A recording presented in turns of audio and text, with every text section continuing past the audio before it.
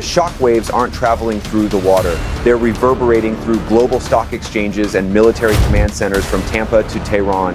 A single explosion in the Strait of Hormuz doesn't just sink a ship, it sinks economies. Right now, beneath the surface of this narrow waterway, a hidden battle is already underway. It is a battle of technology versus deception, of unmanned drones against dormant danger. 20% of the world's oil flows through this choke point, and Iran has spent decades preparing to close it, not with fleets or aircraft carriers, but with stealthy, cheap, and indiscriminate weapons scattered on the seabed.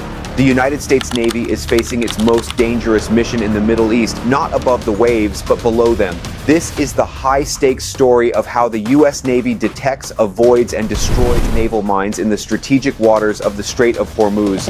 Tensions have erupted into open confrontation. Following U.S. and Israeli strikes that began on February 28, 2026, the Islamic Revolutionary Guard Corps Navy has reportedly activated a core tenet of its military doctrine, mine warfare. U.S. Central Command announced a major operation, striking 16 Iranian mine layers near the Strait of Hormuz. Defense officials have confirmed that the greatest threat to merchant shipping in the region is no longer just missiles, but the silent presence of naval mines.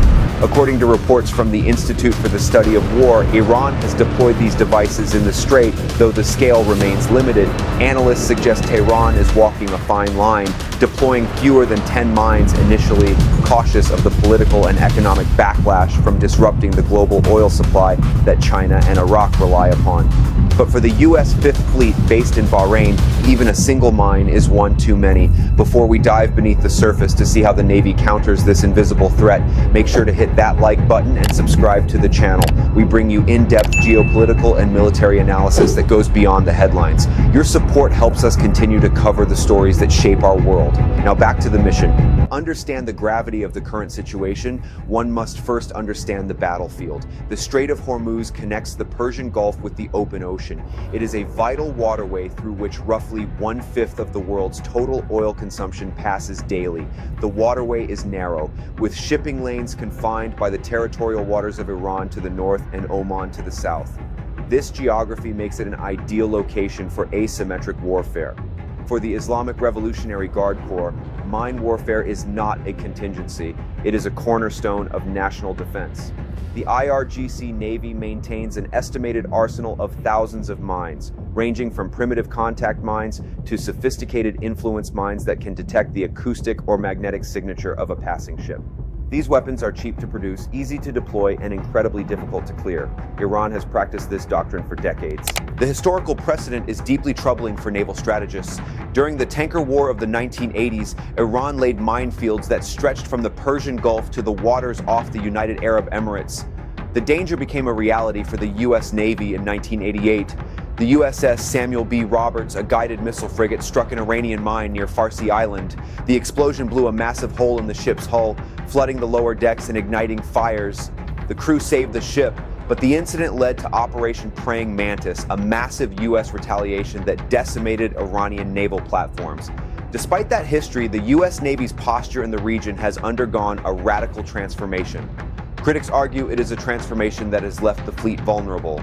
Until last year, the Navy's first line of defense against mines in the Middle East were the Avenger-class ships: USS Devastator, USS Dexterous, USS Gladiator, and USS Sentry. These vessels were wooden-hulled to reduce their magnetic signature, allowing them to operate safely inside minefields. After more than 30 years of service, they were decommissioned in 2025. The Navy replaced them with a new generation of technology. The Independence-class littoral combat ships, the USS Canberra, USS Santa Barbara, and USS Tulsa, are now stationed in Bahrain, equipped with the Mine Countermeasures Mission Package. However, a significant question hangs over this transition. The LCS has never been tested in combat mine clearance. Unlike the old Avengers, which were designed to go into the danger zone, the LCS is designed to stand back. It operates outside the mine threat zone and deploys unmanned systems to do the dangerous work. This is a technological gamble in a war where the stakes are measured in millions of barrels of oil. In the fog of war, two distinct narratives have emerged regarding the true threat level in the strait. Understanding these conflicting claims is essential to understanding the operational challenges facing the Navy. On one side, U.S. Central Command and military analysts point to to aggressive Iranian action. CENTCOM has reported the destruction of storage bunkers for naval mines on Iran's Karg Island, and AD Main Brad Cooper has confirmed ongoing operations to hunt and strike mine-laying vessels. The Trump administration has stated that American forces are hammering Iran's capacity to threaten commercial shipping, claiming to have struck more than 30 mine-laying ships. From this perspective, the threat is imminent and active. However, a more nuanced view comes from U.S. Defense Secretary Pete Hegseth, who cautioned that there is no clear evidence of mines in the strait. Furthermore, the Institute for the Study of War suggests that Iran is holding back. The Institute's analysis indicates that Iran is capable of large-scale mining, but is currently reluctant to do so. Tehran understands that closing the strait would disrupt its own ability to export oil and would incur the wrath of major powers, including China, which relies on the stability of Gulf energy exports. This creates a tense standoff. Iran claims the right to respond to aggression. The U.S. claims the right to keep international waters open. But on the water, the reality is stark. Traffic through the strait has slowed to a trickle. At least 20 crude oil tankers and cargo ships have been struck by projectiles since the conflict began, and shippers are refusing to send their vessels into what they perceive as a kill zone. Whether the mines are there in large numbers or not, the psychological and economic impact has already been achieved. So how does the U.S. Navy actually clear a mine if one is detected? The process is painstaking, dangerous, and relies on a layered approach that combines aviation, surface vessels, and unmanned underwater technology. According to a retired Navy captain, Sam Howard, a former minehunter commander, the operation is broken down into two distinct categories: mine hunting and minesweeping. Phase 1, mine hunting. The first step is always detection. Ideally, the Navy relies on airborne assets to keep surface ships out of harm's way. The MH-60S Seahawk helicopter is a critical component of the mine countermeasures package. Towing side-looking sonar, these helicopters can fly low over the water, mapping the seafloor and identifying mine-like objects. This method is fast and covers vast areas, reducing the risk to manned vessels. Once a potential minefield is identified, the mission transitions to the LCS. The USS Tulsa or USS Santa Barbara, stationed safely outside the threat zone, launch their unmanned systems. These include unmanned surface vessels and unmanned underwater vehicles equipped with high-frequency sonar. These drones close the distance to the suspected mines, sending back real-time data to the operators on the LCS. They confirm whether the object is a rock, debris, or a live mine. Phase 2. Minesweeping and neutralization. If a mine is confirmed, the Navy must destroy it. The method depends on the type of mine discovered. For moored mines, these are mines anchored to the seabed by a tether, floating just below the surface like a submerged balloon. The Navy uses mechanical sweep systems. A ship or helicopter tows a series of cables equipped with cutting devices. These cables are designed to catch the tether of the mine, cutting it loose. Once the mine floats to the surface, it is destroyed by naval gunfire or other means. For bottom mines, these rest on the seabed and are triggered by the magnetic or acoustic signature of a passing ship. To clear these, the U.S. Navy uses the AN/AQS-20A towed sonar and the airborne mine neutralization system. But the most dramatic tool is the MK-105 hydrofoil magnetic minesweeping sled. Towed by a helicopter, this sled skims across the water, generating a powerful electromagnetic field. It essentially tricks the mine into thinking a large warship is passing overhead, causing it to detonate harmlessly. However, this entire process assumes the Navy has the time and space to operate. In a shooting war, that is a luxury they may not have. The 1991 Gulf War provides a sobering reminder. It took a multinational force 51 days to clear 907 mines off the coast of Kuwait, and that was after the fighting had stopped. With the help of Iraqi maps showing where the mines were laid, the strategic implications of the current mine threat are profound, and they expose a potential vulnerability in American military doctrine. The decision to decommission the Avenger-class ships and rely on the LCS package has been criticized as a high-risk gamble. Defense analysts point out that the LCS mine countermeasures package, while sophisticated, is unproven in combat. Furthermore, the geographic deployment of these assets raises eyebrows. In a surprising development, the USS Tulsa and USS Santa Barbara, the very ships equipped with the mine countermeasures package, were recently spotted not in the Persian Gulf, but 5,000 kilometers away at a port in Penang, Malaysia.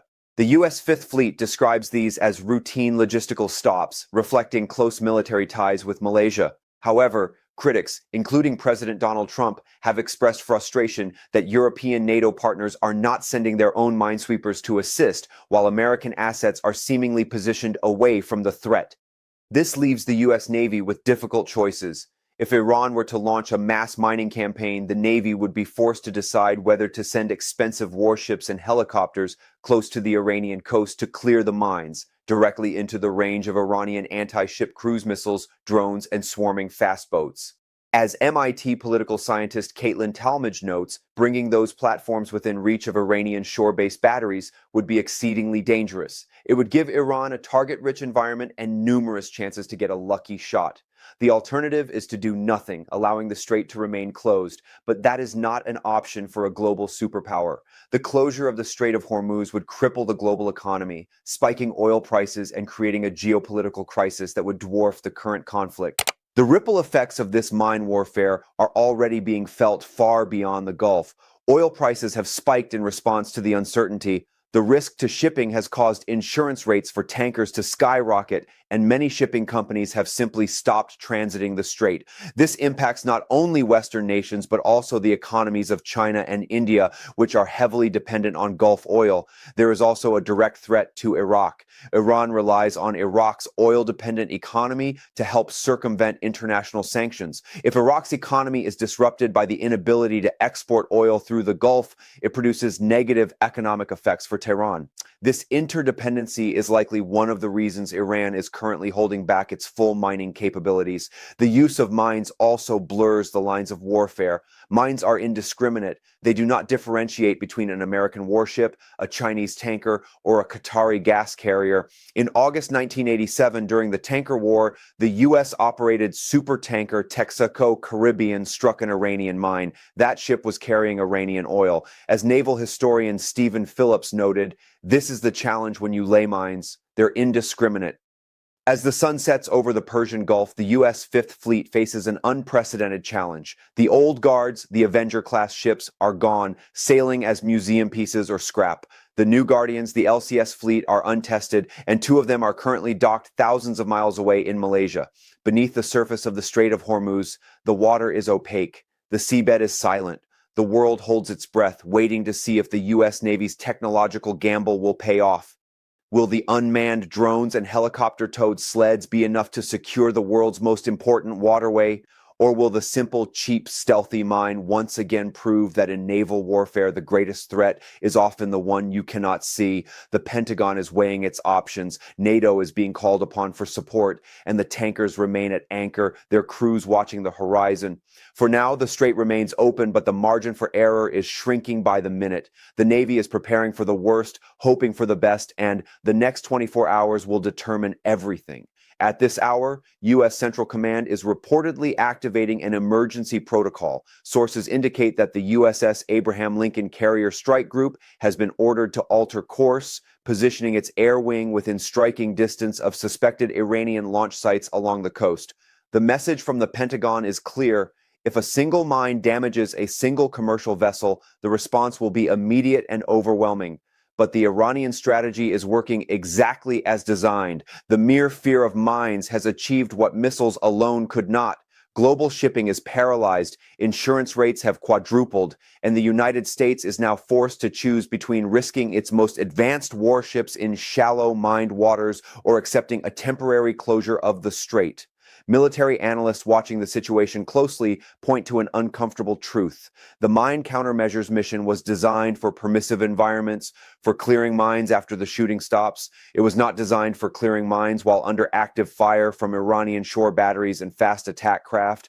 The USS Tulsa and USS Santa Barbara remain in Malaysia. Whether they will be ordered to race back into the danger zone remains unknown. What is known is that the Iranian Revolutionary Guard Corps Navy has dispersed its remaining mine layers across smaller ports along the coastline, making them nearly impossible to track and strike preemptively. For the sailors on board the USS Carney and USS Cole, currently patrolling the southern edge of the strait, the tension is palpable. Every sonar contact is treated as a potential threat.